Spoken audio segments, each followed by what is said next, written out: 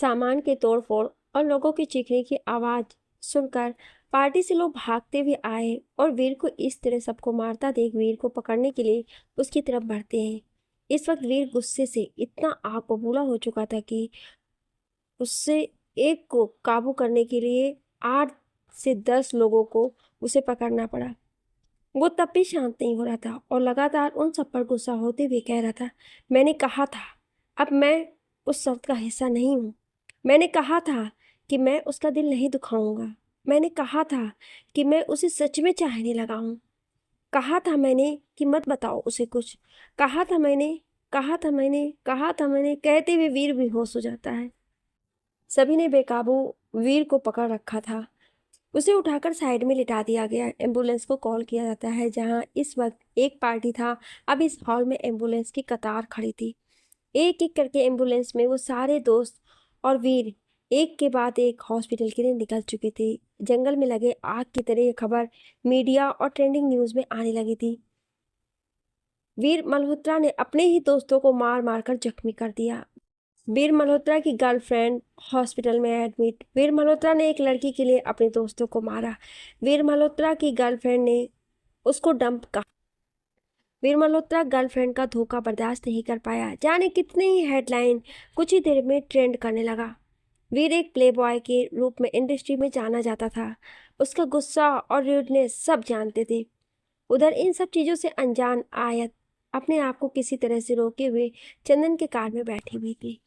वो चंदन के सामने रोकर अपनी बेइज्जती का ढिंढोरा नहीं पीटना चाहती थी और चंदन भी जानता था कि कुछ तो बात है, लेकिन इस वक्त वो आयत से बात करता तो शायद आयत रो देती। वो भी रोना नहीं चाहती थी। ये चंदन अच्छी तरह से समझ रहा था। तुम चाहो तो मैं रुक सकता हूँ तुम्हारे घर के आसपास कहीं।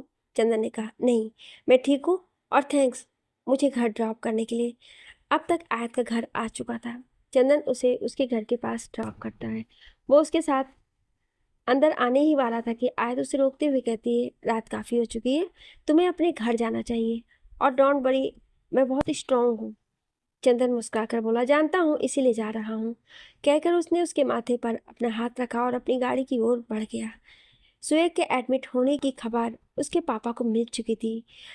राघव ठक्कर एक बहुत बड़ा नाम था। सुएग उनका इकलौता बेटा था।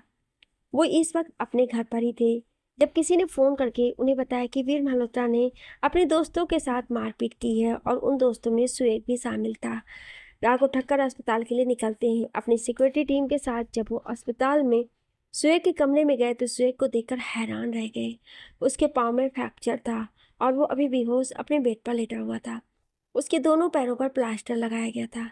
ये वीर मल्होत्रा कहाँ है? राघव ठक्कर गुस्से से डॉक्टर की तरफ देखकर बोले। डॉक्टर सर झुकाकर बोले, दूसरी वार्ड में उसे भी एडमिट किया है। उसका बीपी अचानक से बहुत ज़्यादा बढ़ गया है। शायद दिमागी प्रेशर है, इसलिए बेहोश हो गया था। अभी भी बेहोश है। कहाँ है वो? कहकर राघव ठक्कर डॉक्टर की कॉलर को पकड़कर अपनी तरफ खींचा।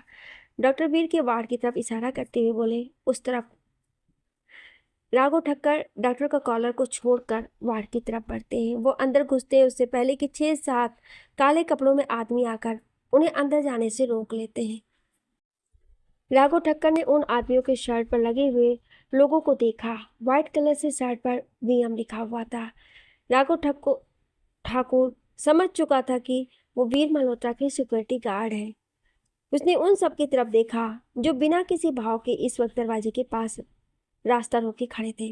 वो पलट कर पीछे मुड़कर जा ही रहा था कि सामने से राजवीर और माही आते दिखाई दिए। दोनों के चेहरे की घबराहट देखकर राघव समझ चुका था कि शायद इन्हें अब तक सारी हकीकत नहीं पता चला है। राघव ठक्कर राजवीर की ओर बढ़ गया।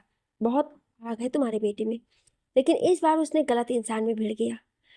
राघव ठक्कर ने राजवीर के सामने खड़े होते हुए कहा, देखो ठक्कर, मुझे नहीं पता कि क्या हुआ है, मैं वीर से बात करता हूँ। राजवीर उसके साइड से निकलते हुए बोला, इस बार छोड़ूंगा नहीं तुम्हारे बेटे को, तुम बचा नहीं पाओगे उसे।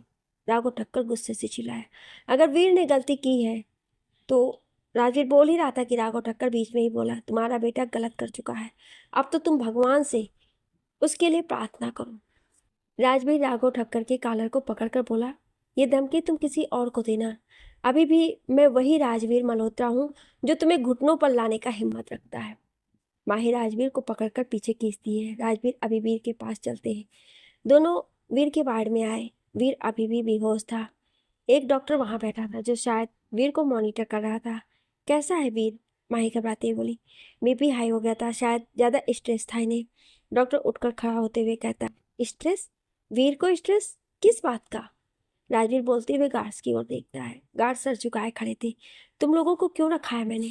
क्या हुआ था? राजवीर गार्ड से पूछता है। सर, वीर सर ने अपने साथ आने से मना किया था। गार्ड ने सर झुकाए ही कहा। और तुम लोग बैठ गए चुपचाप? माही चिल्लाकर बोली। गए थे उनके पीछे, पर हम बाहर थे। हमने वीर सर और आयत मैडम को बाहर आते देखा था।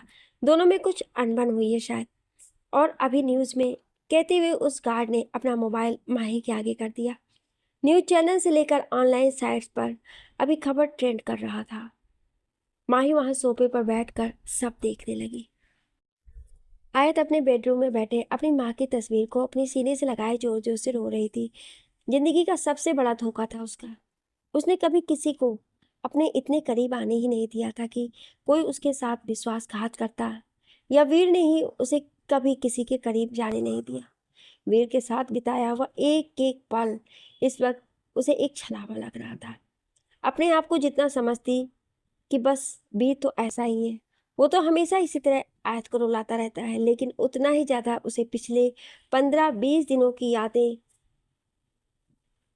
याद आती हैं। इन दिनों में वीर ने इतना ज़्यादा उसे प्यार दिया था कि एक पल को भी आयत ने ये नहीं सोचा था कि वीर उसके साथ कुछ गलत कर सकता है। अक्सर इंसानों को समझने वाली आयत कैसे वीर को पहचानने में गलती कर गई, इसके लिए वो आज भी अपने आप को कोस रही है। उसे तो आज पार्टी में जाने तक वीर की आंखों में अपने लिए बेइंतहा प्यार ही नजर आ रहा था। एक पल को भी कहाँ उसके दिमाग में यह आया कि वीर का प्यार उसकी आंखों का धोखा था, या ये धोखा नहीं था। वीर सच में चाहने लगा था उसे, और इसलिए वो सच्चा प्यार आयत को दिखाई देता था। कारण जो भी रहा हो, इस वक्त पूरी दुनिया में आयत वीर की गर्लफ्रेंड के नाम पर फेमस हो चुकी थी। इस बात से अनजान आयत लगातार अपनी माँ की तस्वीर को पकड़े रोए जा रही थी और वीर से मन ही मन जाने कितनी ही शिकायत कर चुकी थी। यहाँ अस्पताल में माही सब पढ़ने के बाद उस गार्ड की तरफ देखते हुए बोली, क्या सब सच है? जी मैडम। सैम सर गए हैं पता करने के लिए, और ये सारी चीज़ भी उन्होंने ही भेजी है। कुछ और प्रूफ के साथ वो आपसे मिलेंगे। फोन माही ने राजवीर की ओर बढ़ाया। राजवीर ने बस एक झलक उसे फोन के देखा और गार्ड को उसका फोन लौटाते बोला, आयत कहाँ है? होटल से निकल गई थी। वीर सर शायद उनसे कुछ रिक्वेस्ट कर रहे थे। हम दूर होने के कारण नहीं सुन पाए उनकी बातें, पर सर उन्हें रोक रहे थे। आयत मैडम चंदन सर के साथ चली गई। माही झट से उठकर खड़ी होते हुए बोली, आयत कैसी है? पता नहीं वो बच्ची कैसी होगी। एक बार माही ने वीर की तरफ देखा और फिर जाकर राजवीर के गले लगकर जोर जोर से रोने लगी। शांत हो जाओ माही, वीर उठेगा तो हम उसके बाद पूछते हैं ना। मेरा बेटा ऐसा कैसे कर सकता है राजवीर? माही रोते हुए बोली, मैंने तो कभी उसे प्यार में धोखा देना सिखाया ही नहीं, फिर ये कैसे हो गया? माही, हमें अभी वीर की बात सुननी है। उसका पॉइंट ऑफ व्यू जाना बहुत ज़रूरी है हमारे लिए। हम मीडिया की खबरों पर अपने बेटे के बारे में कोई राय नहीं बना सकते हैं। माही राजवीर से अलग होकर उसे अपने से दूर धकेलते हुए कहती, अभी भी आपको आपके बेटे की बात सुननी है? आपको समझ में नहीं आ रहा है उस नन्ही सी बच्ची के साथ आपके बेटे ने क्या किया? माही ने गार्डों की ओर देखते हुए कहा, बाकी बच्चे कहाँ हैं जिनके साथ वीर की लड़ाई हुई? मैडम सभी एडमिट हैं। मेजर इंजरी तो किसी को नहीं है, लेकिन छोटी मोटी चोट लगभग सभी को आई है। यहाँ तक कि उसमें 4 लड़कियां भी हैं। एक बॉडीगार्ड बोला, आपका बेटा अब लड़कियों पर भी हाथ उठाया है। अब क्या कहेंगे राजवीर? माही राजवीर को बोली। राजवीर वीर की तरफ देखते हुए खड़ा था। शायद एक बार उसने भी माही का दिल दुखाया था। शायद यही सोचकर इस वक्त वीर की ओर देख रहा था। राजवीर माही की बात तो सुन भी रहा था, इसका मतलब भी समझ भी रहा था, लेकिन कोई जवाब अब तक उसने नहीं दिया। माही राजवीर के इस तरह से नज़रअंदाजी पर और ज़्यादा नाराज हो जाती है। मुझे उन बच्चों के पास लेकर चलो, माही ने उस गार्ड से कहा और उनके साथ बाकी सभी से मिलने के लिए निकल गई। रणबीर के वार्ड में इस वक्त विजय और मोनालिसा दोनों बैठे हुए थे। वो तो एम्बुलेंस के साथ ही आ गए थे क्योंकि उनके बेटे का ही बर्थडे था। पार्टी में इतना सब कुछ हुआ तो एक तरह से चश्मदीद की तरह थे। माही को देखते ही मोनालिसा गुस्से से खड़ी होकर माही की तरफ बढ़ने लगी। तभी दो गार्ड माही के आगे आकर खड़े हो जाते हैं। मोनालिसा चिल्लाती हुई बोली, तुम्हारा बेटा पागल हो गया माही। क्या अपने दोस्तों के साथ कोई इस तरह से लड़ाई करता है? मोना, मैं तुम्हारी तकलीफ समझ सकती हूँ, लेकिन तुम कुछ नहीं समझ सकती माही। मेरे बेटे का जन्मदिन था और वो एडमिट है अस्पताल में। इस वक्त तो अपनी कैरियर की पीक पर है और उसके चेहरे पर इतने सारे चोट आई हैं। डॉक्टर कह रहे हैं कि 1 महीने तक कुछ काम नहीं कर सकता है। क्या एक दोस्त ऐसा सजा देता है अपने दोस्त को? विजय, माही विजय जी की ओर देखते हुए बोली, आई एम रियली सॉरी। विजय कुछ कहता, लेकिन मोनालिसा उसकी तरफ हाथ दिखाकर चुप रहने के लिए इशारा करती है और माही से कहती है, तुम्हारे सॉरी से कुछ ठीक नहीं होने वाला है माही। अभी मैंने सुना है कि वीर भी एडमिट है। उसे होश में आने दो, उसके बाद उसे पता चलेगा कि उसने किसी पर हाथ उठाया है। तुम इस तरह से धमकी नहीं दे सकती मोनालिसा। तुम्हारी तकलीफ समझ रही हूँ मैं, पर तुम मुझे इस तरह से धमका नहीं सकती हो। माही, तुम्हारे बेटे ने किसी राह चलते लोगों पर हाथ नहीं उठाया है। यहाँ के एक से बढ़कर एक पॉलिटिशियंस, स्टार और बिजनेसमैन के बच्चे हैं ये सब। इन 12 लोगों में 10 ऐसे हैं जो पूरी सरकार को गिराने का दम रखते हैं। माही बिना कुछ कहे मोनालिसा को बोलते हुए छोड़कर कमरे से निकल गई। वो दूसरे कमरे में गई तो वो अंदर नहीं जा पाई। ये सभी बिजनेस के हाई क्लास के वो लोग थे जो पार्टी में एक दूसरे को मिलते थे, हाय हेलो तो करते थे। पर इस वक्त क्योंकि वीर गलत था, माही को हर जगह सिर्फ सुनना ही था। माही सभी के कमरे में एक एक बार बाहर से झांक कर जब वो वीर के कमरे में आई तो राजवीर बोला, स्वागत किया किसी ने तुम्हारा? राजवीर, माही गुस्से से बोली, अपने बेटे को इस हालत में छोड़कर तुम दूसरे बच्चों के पीछे पड़ी हुई हो क्योंकि आपके बेटे ने पीटा है उनको। ये इस तरह से कैसे कर सकता है? नहीं कर सकता है। यही तो मैं भी जानना चाहता हूँ कि ऐसा क्या हुआ है कि इतना ज़्यादा हाइपर हो गया। तुम्हें इस बच्चों की तकलीफ दिखाई दे रही है? उसने उन लोगों को मारा ये दिखाई दे रहा है?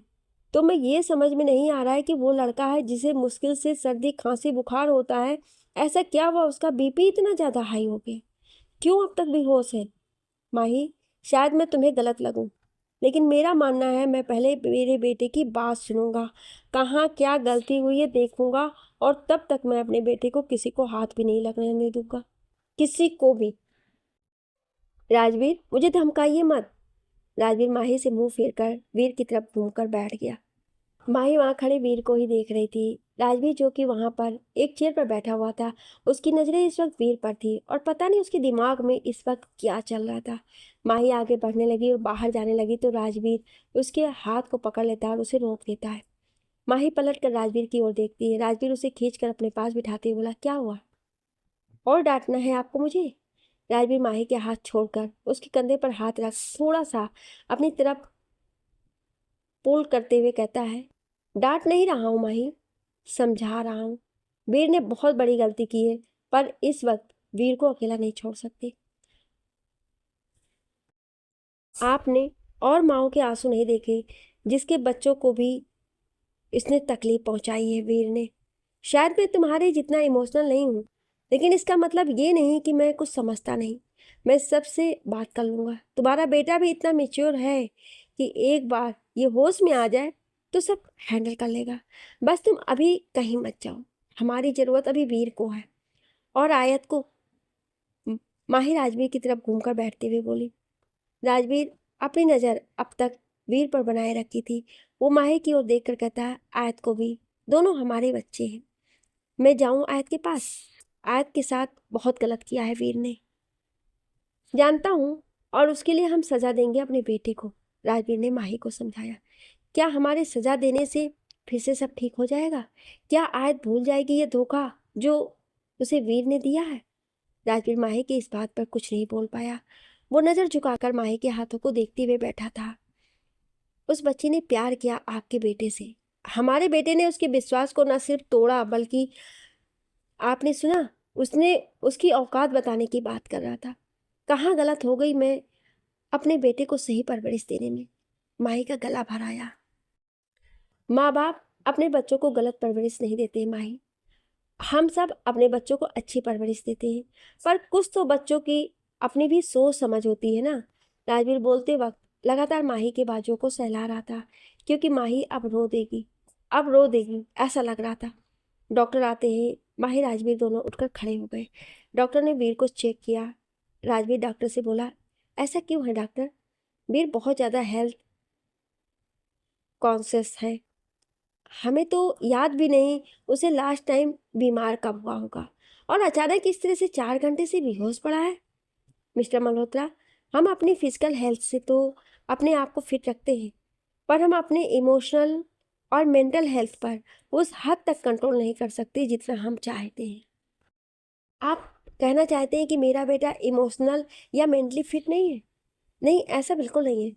मैं ये कहना चाहता हूँ कि इस वक्त उनके इमोशनली और मेंटली कुछ बहुत ज़्यादा स्ट्राइक किया है। उन्हें शायद उनके इस वाइल्ड बिहेवियर के पीछे यही कारण रहा हो। बाकी बच्चे कैसे हैं? राजवीर एक बार माही को देखने के बाद डॉक्टर से पूछते हैं। सभी ठीक हैं। श्वेत ठक्कर को सबसे ज़्यादा चोट आई है। बाकी सभी 2 दिन में यहाँ से डिस्चार्ज हो जाएंगे, डॉक्टर ने कहा। डॉक्टर, मोनालिसा बता रही थी कि उसके फेस पर काफ़ी चोट लगी है, माही ने कहा। वो भी बिल्कुल ठीक है, पर वो एक एक्टर है और उनके फेस की स्वेलिंग को जाने में थोड़ा वक्त लगेगा। बाकी हम सभी को 1 से 2 दिन में डिस्चार्ज दे देंगे। वीर को भी आप ले जा सकते हैं, बस इन्हें एक बार होश आ जाए। डॉक्टर के जाने के बाद माही राजवीर से बोली, मैं घर जाती हूँ और एक बार आयत को देख लेती हूँ। पता नहीं वो कैसी होगी। ठीक है, तुम जाओ, मैं यहाँ पर हूँ, राजवीर माही से कहता है और फिर उसे गले में लगाते हुए बोलता है, और सॉरी मैंने तुमसे इस तरह से बात की। आप अपने बेटे के लिए प्रोटेक्टिव हैं, मैं जानती हूँ। माही राजवीर के पीठ पर हाथ रखते हुए बोली, नहीं, मैं तुम्हारे लिए भी प्रोटेक्टिव हूँ। तुम जिस तरह से लोगों से मिलना चाहती हो, तुम जानती हो ना, जो टेंशन इस वक्त सब गुस्से में है। राजवीर ने माही को छोड़ अपने सामने खड़ा करते हुए कहा, सब ठीक हो जाएगा। तुमने सुना ना, सभी बच्चे ठीक हैं, और फिर तुम्हारा जादूगर बेटा है ना, इसे होश में आने दो, सभी इससे ही ठीक करवाएंगे, कहकर राजवीर मुस्कुरा दिया। सब कुछ ठीक नहीं होगा राजवीर, सब कुछ ठीक नहीं होगा, कहकर माही कमरे से बाहर निकल गई। राजवीर जानता था माही सही कह रही थी। शरीर पर लगी हुई चोट को तो डॉक्टर ने देख लिया और उसका इलाज कर दिया, लेकिन जो चोट आयत के मन और आत्मा पर लगा होगा, उसे भर पाना आसान नहीं होगा, और शायद इसीलिए राजवीर ने माही को आयत के पास जाने से रोका भी नहीं।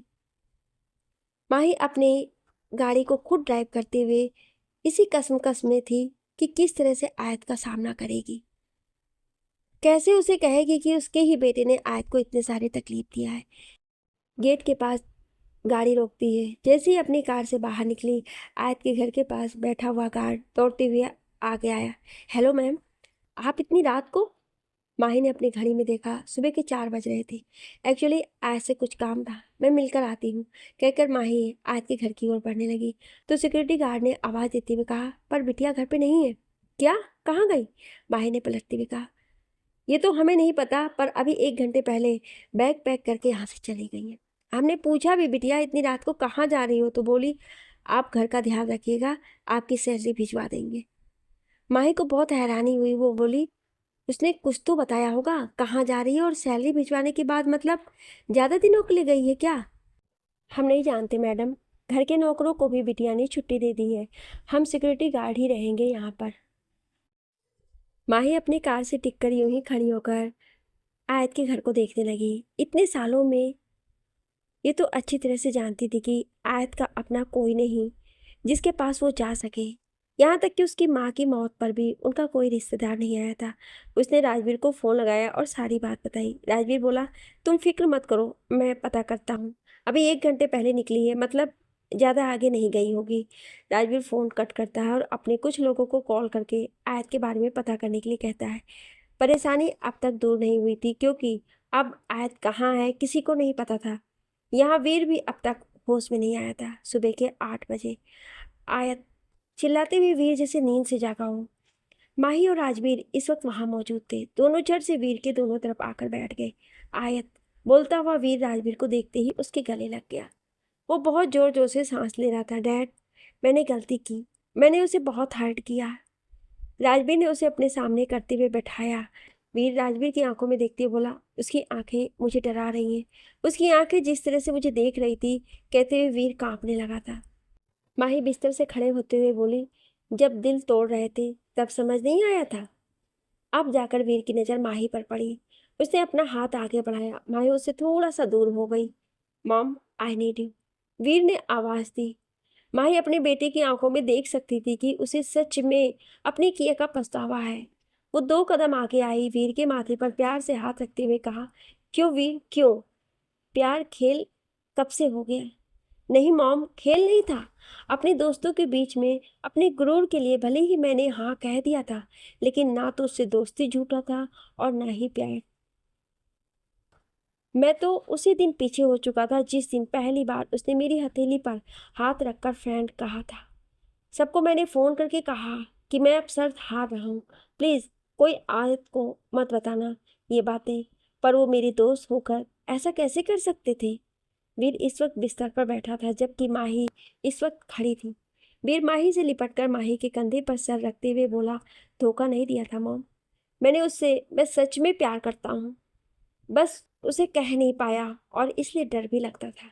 मैं हमेशा उसे कहता था, रण विजय से बात मत करो, वरुण से दूर रहो। मेरे दोस्तों ने मुझे धोखा दे दिया।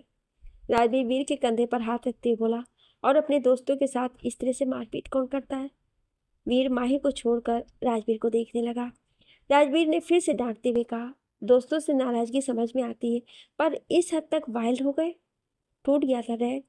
वीर गुस्से से चिल्लाते हुए बोला, पार्टी में जाने के बाद भी मैं एक एक करके सबको रिक्वेस्ट कर रहा था कि कोई आयत को हमारे शर्त के बारे में नहीं बताए। सबसे कहा था मैंने, आई लव हर, और अगर मैंने उसे सच बताया तो मैं उसे खो दूंगा। इसलिए प्लीज़ उसे कुछ मत बताना। और आपको पता है, इन सब के बावजूद उन सभी ने आयत के सामने इस बात को न सिर्फ कह दिया, बल्कि ये भी कहा कि मैं उसकी औकात 1 रुपए की रखी है। गलत तो नहीं कहा था उन्होंने? माही ने नाराज होते हुए बोला। नहीं कहा था गलत, माही बोली। मॉम, आपके एनिवर्सरी के दिन से मैं वो शर्त भूल गया था। उसके बाद जो भी हुआ, कुछ भी शर्त के लिए नहीं हुआ। मैं जाकर माफ़ी मांगूंगा उससे और मैं मना लूंगा उसे। कहाँ जाओगे तुम? माही व्यंग के साथ मुस्कुरा कर बोली। वीर माही की ओर देखने लगा। माफ़ी मांगने के लिए आयत तो होनी चाहिए ना तुम्हारे सामने। मतलब आप कहना क्या चाहती हैं? वीर ने कहा। राजवीर माही से आंखों ही आंखों में ना कहता है। माही राजवीर को देखती है, फिर वीर को देखती है। आयत जा चुकी है। कहाँ? वीर चौंकते हुए कहता है, ये किसी को नहीं पता, पर वो अपना बैग लेकर गई है। इसका मतलब है कि जल्दी नहीं लौटने वाली है, या पता नहीं लौटने वाली भी हो या नहीं।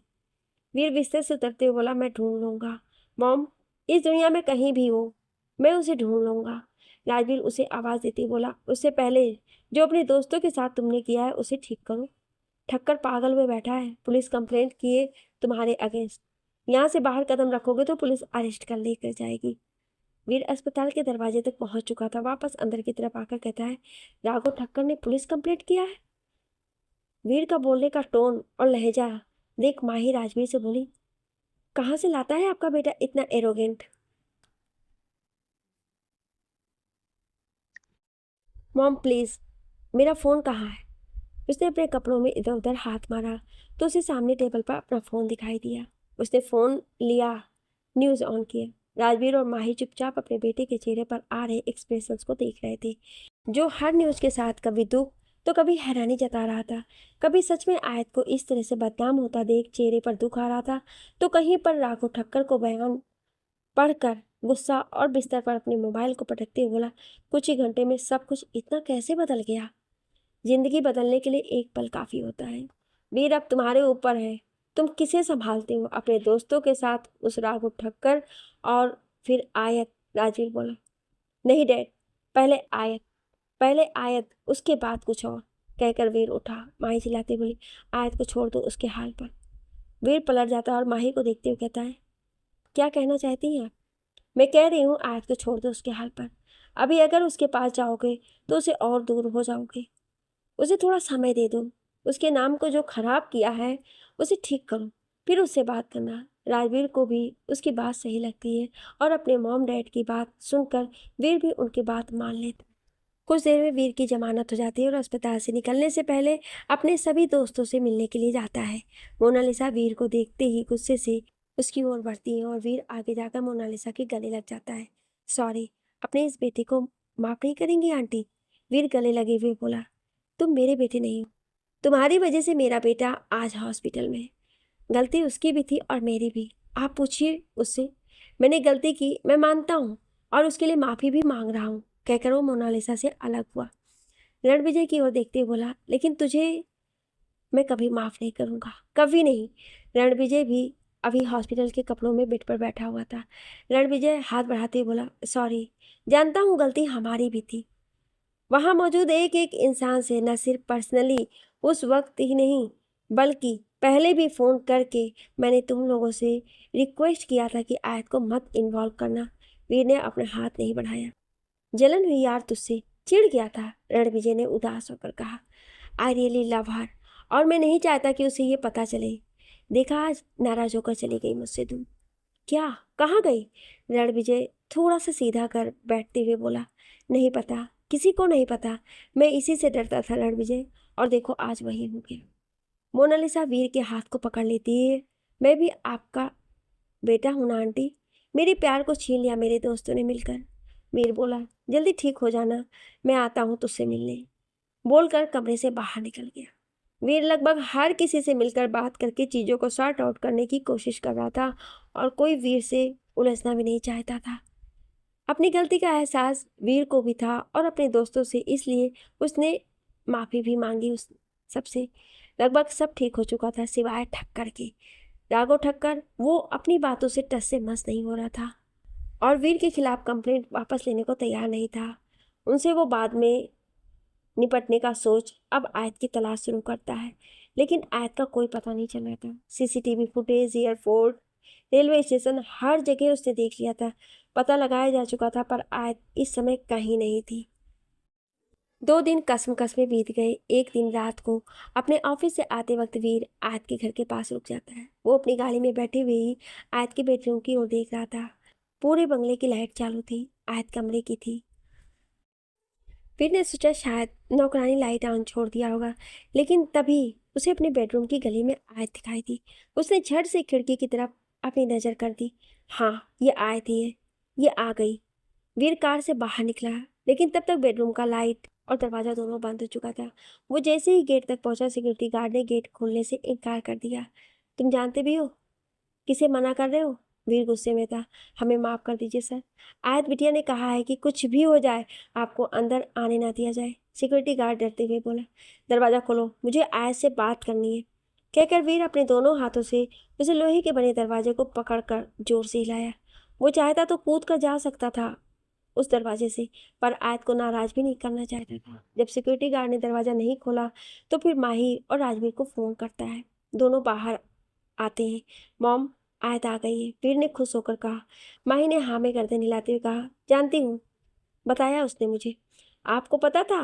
वीर बोला। माही ने हाँ में अपनी गर्दन हिलाई। और आपने मुझे बताया भी नहीं? माही वीर की बात को इग्नोर करके अपने घर की तरफ बढ़ने लगी। तभी वीर राजवीर से कहता है, डैड, अब आप मत कहिएगा कि आपको भी ये बात पता थी। राजवीर बहुत ही शांति में बोला, जानता था, आज सुबह ही आई है और सबसे पहले हमें मिलने के लिए बुलाया था। वाह डैड वाह, आप जानते थे कि मैं पागल हो चुका हूँ 3 दिन से उसको ढूंढते हुए, और आपको सुबह ही ये बात पता थी। इस वक्त रात के 11:30 बजे भी आपने मुझे ये नहीं बताया। वो तुमसे कोई मतलब नहीं रखना चाहती। बेहतर है तुम भी उसे भूल जाओ। राजवीर अपनी बात बोलकर चला गया। वीर आयत की तरफ पलट कर उसके घर की खिड़की को देखते हुए बोला, ये तो इम्पॉसिबल है डैड। आयत को खुद को नहीं भूलने दूंगा, ना मैं आयत को कभी भूल पाऊंगा। रही बात उसको मनाने की, तो ये कल से ही शुरू कर दूंगा। वो मुस्कुराया और अपनी गाड़ी में जाकर बैठ गया। माही और आज भी जानते थे कि वीर आ चुका है, लेकिन वीर फिर भी घर तक नहीं आया था। नौकर से पता चला कि वीर अपनी गाड़ी में बैठा आयत के घर की तरफ देख रहा है। माही राजवीर से बोली, ये लड़का अगर कुछ करेगा तो आयत फिर से चली ना जाए। हम क्या कर सकते हैं माही? हम इन दोनों बच्चों की लड़ाई उन दोनों को ही लड़ने दो।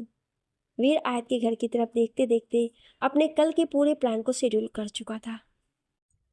यहाँ अपने बिस्तर पर लेटी आयत अपने मोबाइल में अभी उन आर्टिकल्स को पढ़ रही थी जो उसके और वीर के बारे में 3 दिनों से छप रहे थे, जिसमें किसी ने उसे धोखा देने वाली गर्लफ्रेंड कहा था तो किसी ने धोखा खाने वाली गर्लफ्रेंड टैग किया था।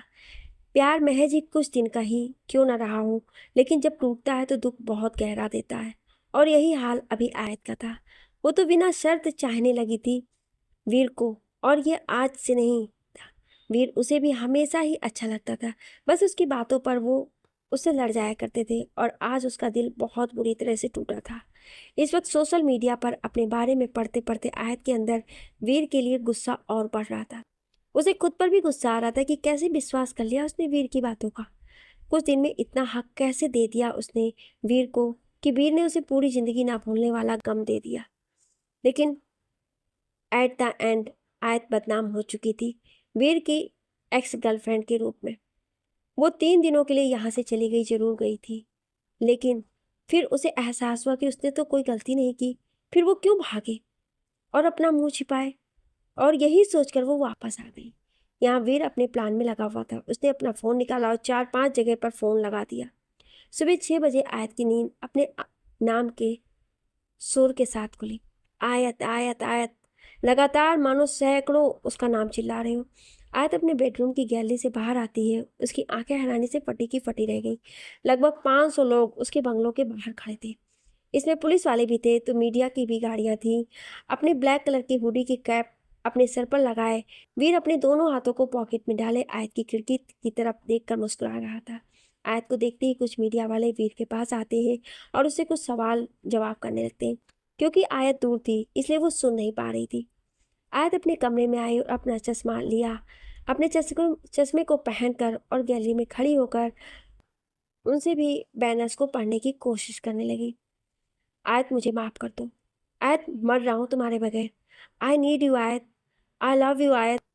गलती हो गई, प्लीज़ माफ़ कर दो। जाने क्या क्या उन बैनर्स पे लिखा हुआ था। सभी उस होल्डर को आयत की तरफ दिखाकर मुस्कुरा रहे थे। आयत अपने कमरे में आई और अपना फ़ोन लिया, और इस वक्त आयत कॉफ़ी पीते हुए वीर के इंटरव्यू के ऊपर देख रही थी, जिसे वीर ने किस तरह से गलती की वो खुलकर अपनी गलती बता रहा था। अपने दोस्तों के साथ शर्त लगाने के बाद भी वो कह रहा था अपनी शर्मिंदगी को अपने दोस्तों से आयत को पटाने की शर्त के साथ साथ वो एक्सेप्ट कर रहा था कि अपनी गलती को वो उसे सच में प्यार करने लगा था, और उसका प्यार झूठा नहीं था। अपने पर्सनल लाइफ को हमेशा ही पर्सनल रखने वाला वीर आयत को सीधे सीधे अपनी बात नहीं कर पा रहा था, और इसलिए उसने इंटरव्यू में अपने पर्सनल बातों को भी साफ कर दिया। आयत अपना फ़ोन बंद कर रख देती है। दोपहर में जब उसने बाहर देखा तो पूरा सुनसान था। वो अपने ऑफिस के लिए निकल गई, पर अपना काम नहीं कर पा रही थी। ये बात मीडिया के सामने आ गई। न सिर्फ मीडिया वाले बल्कि सोशल नेटवर्क साइट पर हैशटैग आई लव आयत ट्रेंड करने लगा था। आयत का कहीं आना जाना अब मुश्किल हो गया था। बातें सुलझी तो नहीं, लेकिन आयत के लिए मुसीबत है। अब आयत घर से बाहर निकल भी नहीं पा रही थी। उसे देखते ही मीडिया वाले सवाल करने आते थे, और नहीं तो अनजान इंसान भी आकर उसे वीर को माफ़ कर देने की सलाह देकर चला जाता। लगभग 4 दिन के बाद वीर अपने बंगलों की 4 दीवारी से आयत के बीच के उसे एक दीवार को कूद कर आयत के बंगले में आता है। वो आयत के घर के अंदर गया तो देखा कि आयत किचन में इस वक्त कुछ बना रही थी। भूख तो मुझे भी लगी है, जब से तुम नाराज हुई हो कुछ खाया नहीं है ढंग से। वीर की आवाज़ कान में पड़ते ही आयत के हाथ, जो इस वक्त कढ़ाई में कलछी से कुछ कर रहे थे, वो रुक जाता है। वो पलट कर वीर की तरफ देख भी नहीं पा रही थी। वीर आगे आता है और आयत को अपनी तरफ घुमाता है। माफ़ कर दो, सच में तुमसे प्यार करता हूँ। सर तो दूसरे दिन ख़त्म हो गई थी जिस दिन तुमने दोस्ती का हाथ बढ़ाया था। अब जिंदगी में सिर्फ तुम चाहिए और कुछ नहीं। आयत उसकी आंखों में देख रही थी, सच या झूठ वो कुछ भी महसूस नहीं कर पा रही थी। इन्हीं आंखों ने तो उसे अभी धोखा दिया था, और यही आंखें आकर फिर से आ गई थी उसके पास, दोबारा से उसे धोखा देने या सच में इस बार अपना प्यार मांगने। ये वो नहीं जानती थी। आयत अपने इन्हीं ख्यालों में उलझी हुई थी जब उसे कुछ जलने की बदबू आई। उसने अपनी दूसरी तरफ देखा। कढ़ाई में जो नूडल्स जल रही थी वो पूरी तरह से जल चुका था। वीर ने गैस को बंद करते हुए कहा, डोंट वरी, मैं बना दूंगा तुम्हारे लिए। वीर, मेरे घर से बाहर निकलो। अपनी नज़र को झुकाए हुए आयत धीरे से बोली, अब नहीं जाऊंगा कभी मैं तुमसे दूर। तुम चाहो तो भी नहीं। अपनी गलती को मैं कभी नहीं दोहराता, ये बात तुम भी जानती हो। मुझे माफ़ कर दो आयत। पूरी दुनिया के सामने तुमसे माफ़ी मांग चुका हूँ, अब भी मांग रहा हूँ, चाहे तो पूरी ज़िंदगी मांगता रहूँगा। प्लीज़ मुझे माफ़ कर दो और अपना लो मुझे। मुझे तुम्हारा वही प्यार चाहिए जो इन दिनों में मेरे लिए था। आई रियली लव यू आयत। आयत ने अपनी नजरें ऊपर की और वीर की तरफ देखा। वो थोड़ा सा हंसी और बोली, तुम्हारा चेहरा हमेशा ही मुझे धोखा दे देता है, देखो इस बार भी धोखा दे रहा है। आयत को अपने करीब खींचते हुए वीर कहता है, नहीं, अब ये तुम्हें कभी धोखा नहीं देगा, मरते दम तक ही वफा करेगा तुम्हारे साथ। एक चांस आयत, सिर्फ एक चांस, प्लीज, चाहे तो कल पूरी मीडिया के सामने कान पकड़कर तुमसे माफी मांग लूंगा। तुम्हें लगता है कि अब मैं कभी तुम पर भरोसा कर पाऊंगी? आयत ने अपने को छुड़ाने की कोशिश करते हुए कहा। मुश्किल है पर नामुमकिन नहीं, प्लीज आयत। वीर अपनी पूरी कोशिश कर रहा था जिससे कि आयत को मना सके, लेकिन वीर, मैं नहीं भूल पा रही हूँ तुम्हारे इस धोखे को। कैसे भूल जाऊँ बताओ? आयत की आवाज़ रूड होने लगी थी। आयत की आवाज़ के उस कंपन को वीर महसूस करते हुए उसके चेहरे को प्यार से अपने हाथों में थामते हुए बोला, पहली बार तो नहीं सताया तुम्हें, पहली बार तो नहीं हमारे झगड़े हुए। अरे हम तो जब से मिले हैं हमने सिर्फ लड़ाइयाँ की हैं, हमेशा एक दूसरे का सर फोड़ने पर तैयार होते थे। तो समझ लो एक और झगड़ा हो गया हमारे बीच। तुम लड़ती थी ना मुझसे तो लड़ लो, मारती थी ना मुझे तो मार लो, पर भूल जाओ, भूल जाओ ये कि मैं अपने कदम पीछे करूँगा। तुम्हारे लिए कहना बहुत आसान है वीर, मगर मेरे लिए बहुत मुश्किल। कितने सपने देखे थे मैंने इन 10-15 दिनों में। मैंने 10-15 साल जी लिए थे, जैसे शादी, हनीमून, बच्चे, फैमिली, सब कुछ जैसे प्लान कर लिया था मैंने। अभी भी लेट नहीं हुआ ना आयत, अभी भी लेट नहीं हुआ। वीर को जैसे एक हौसला मिला हो। उसने आयत के हाथ पकड़कर अपने घुटने पर बैठते हुए कहा, आयत खुराना, अपनी सभी गलतियों की तुमसे माफ़ी मांगता हूँ और तुमसे कहना चाहता हूँ कि मैं बहुत प्यार करता हूँ तुमसे। मेरे प्यार को स्वीकार कर लो और मुझसे शादी कर लो। तुम्हें याद है तुमने कहा था कि अगर मेरी शादी तुमसे हुई तो तुम मेरी ज़िंदगी को जहन्नुम बना दोगे। आयत बोली। वीर मुस्कुराते हुए बोला, जहन्नुम क्या होता है ये तुमसे तुम्हारे रूठने के बाद जाना हो। आज समझ में आता है कि जब प्यार होने के बाद तुम्हारा प्यार तुम्हारे पास ना हो तो कैसा लगता है। Ayat Khurana, will you marry me? Ayat अपने हाथों को उसके हाथों से छुड़ाने की कोशिश करने लगी, मगर वीर भी उसके दोनों हाथों को कसकर पकड़ते हुए बोला, अब नहीं छोड़ूंगा, कभी नहीं। और उसका क्या, अगर शादी के बाद मुझे धोखा दिया, शादी के बाद अगर परेशान किया मुझे तो नहीं करूँगा। तुम जो कहो बिल्कुल वही करूँगा। सोच लो, फिर कहीं बाद में मुकरे तो? तुम जानती हो ना मैं अपनी जुबान से पीछे नहीं हटता, लेकिन फिर भी अगर तुम्हें यकीन ना हो तो तुम पेपर बना सकता हूँ और उस पर साइन कर दूंगा। तुम्हारी सभी बातें मुझे मंजूर होंगी। आयत के चेहरे पर वीर की बातें सुनते ही हंसी आ गई। इडियट, कॉन्ट्रैक्ट मैरिज करोगे मुझसे? नहीं, शादी पक्की वाली, लेकिन सारी शर्तें तुम्हारी मानूंगा। बोलो, करोगे शादी? आयत थोड़ा सा मुस्कुराई और हाँ में अपनी गर्दन हिला दी। वीर के लिए तो मानो जैसे उसकी पूरी दुनिया ही उससे मिल गई हो। वो झट से आयत को अपने करीब खींचता है और उसे अपने गले से लगाते हुए उसे अपनी गोद में उठाकर गोल गोल घूमने लगता है। आयत इस वक्त घुटने तक अपने पैरों को मोड़ रखा था और उसके हाथ इस वक्त वीर के कंधे पर थे। अपने चेहरे को वीर की तरफ झुकाए उसके आंखों में देख रही थी। बस, अब मुझे चक्कर आ रहा है, बस करो वीर, बस करो वीर। वीर आयत को नीचे उतारता है और उसके माथे को चूमकर कहता है, मैं अभी सारी तैयारी करवाता हूँ, जितनी जल्दी हो सके मुझे तुमसे शादी करनी है। मुझे तो इंतज़ार नहीं हो रहा है, आयत ने कहा और उसके गले लग गई। लेकिन याद रखना, इस बार अगर धोखा दिया तो छोड़ूंगी नहीं तुम्हें। वीर उसके हाथ पकड़कर उसे अपने साथ घर से बाहर लाते हुए बोला, अब तो मर जाऊंगा लेकिन यह हाथ नहीं छोड़ूंगा। वीर और आयत को हाथ पकड़कर एक साथ बाहर जाते देख सारे सिक्योरिटी गार्ड हैरान थे, क्योंकि घर में वीर को आते हुए किसी ने भी नहीं देखा था। सभी एक दूसरे को हैरानी से देख रहे थे। एक बोला, वीर साहब कब आए? दूसरा बोला, हमें क्या पता, हमें तो लगा तुमको पता होगा, मैं भी तो तेरे ही साथ था। सब जाते जाते अंत तक वीर को ही देख रहे थे। वीर आयत को लेकर अपने घर आया और अपने घर के अंदर एंटर करते ही उसने सभी को आवाज़ देना शुरू किया, मॉम, दादी, दादा, बुआ जी, पापा, कहाँ हैं आप सभी? अभी सब अपने अपने कमरे में या फिर अपने अपने काम में लगे हुए थे। वीर की आवाज़ सुनकर बाहर आते आयत के हाथ में वीर का हाथ, दोनों बंधे हुए हाथ को देखकर सभी को हैरानी हो रही थी। आयत और वीर सबकी ओर हैरान नज़रों से देख भी रहे थे और ये समझ भी पा रहे थे कि क्यों इस तरह से उन्हें क्यों देख रहे हैं। माही सोफे पर बैठकर राजवीर की तरफ देखते हुए बोली, जो मैं सोच रही हूँ क्या ये सच है? राजवीर माही को देखकर मुस्कुरा दिया और वीर की ओर देखते हुए बोला, ये सब क्या है वीर? डैड, हम शादी करना चाहते हैं। सरिता वीर की ओर बढ़ते हुए कहती है, अभी सुबह तक तो तुम दोनों एक दूसरे को देखना नहीं चाहते थे, और अब शादी? अब सब ठीक है, आप बताइए कब शादी करवाएंगे हम दोनों की? दोनों सुधा जी तो मानो खुशी के मारे बावली सी हो गई थी। क्या होगा इन लोगों का? क्या इन लोगों की शादी हो जाएगी? जानने के लिए सुनिए अगले भाग में। क्या आप अगला भाग सुनना चाहते हैं? तो कमेंट में यस जरूर लिखिएगा। Thank you.